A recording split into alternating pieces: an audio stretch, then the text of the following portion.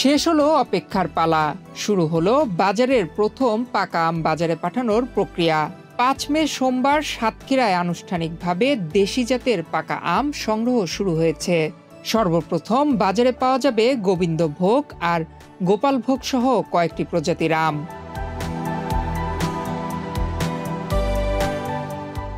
সাতক্ষীরা জেলা প্রশাসন ও কৃষি সম্প্রসারণ অধিদপ্তরের আয়োজনে সদর উপজেলা ফিংড়ি গ্রামের আমচাষী বিল্লাল হোসেনের আমবাগানে আনুষ্ঠানিকভাবে গাছ থেকে পরিপক্ক আম পাড়া উদ্বোধন করেন জেলা প্রশাসক মোস্তাক আহমেদ। সাতক্ষীরায় প্রথম আম পাড়া মৌসুম শুরু হয় এবং এবছরের ক্যালেন্ডার অনুযায়ী আজকে আমরা আম পাড়ার শুভ উদ্বোধন আমরা করছি। তো আজকে যে গোপালভোগ এবং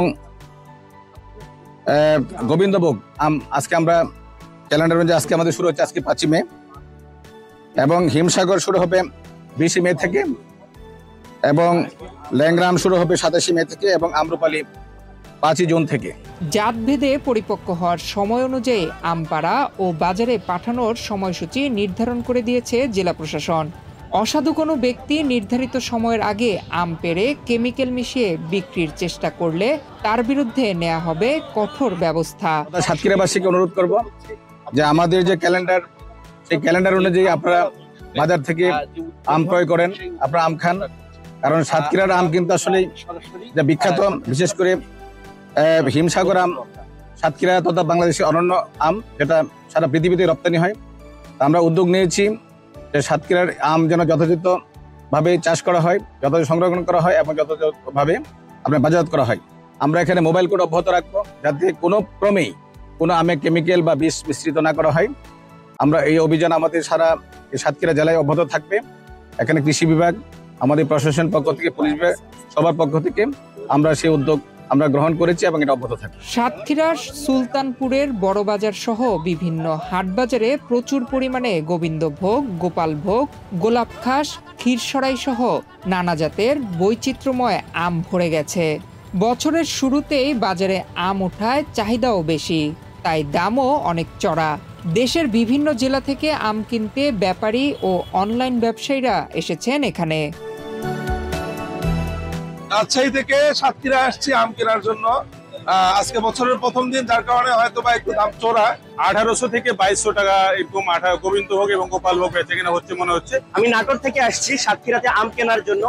আশা করতেছি কিছুদিন যাওয়ার পরে বাজারটা একটু কম হবে। কৃষি সম্প্রসারণ অধিদপ্তর বলছে সাতক্ষীরায় এবছর আমের আবাদ হয়েছে ৪,১৩৫ হেক্টর জমিতে।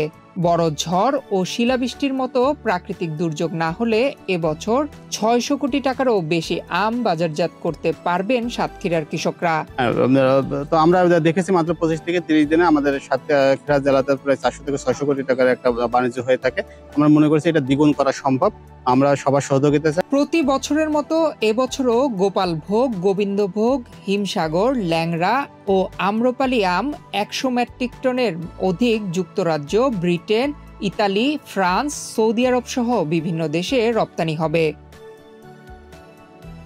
৬ বিঘা আমের বাগান আছে এবং আম খুব বাম্পার ফলন এবং আম বিদেশে রপ্তানি হবে এই আশাবাদ ব্যক্ত করি।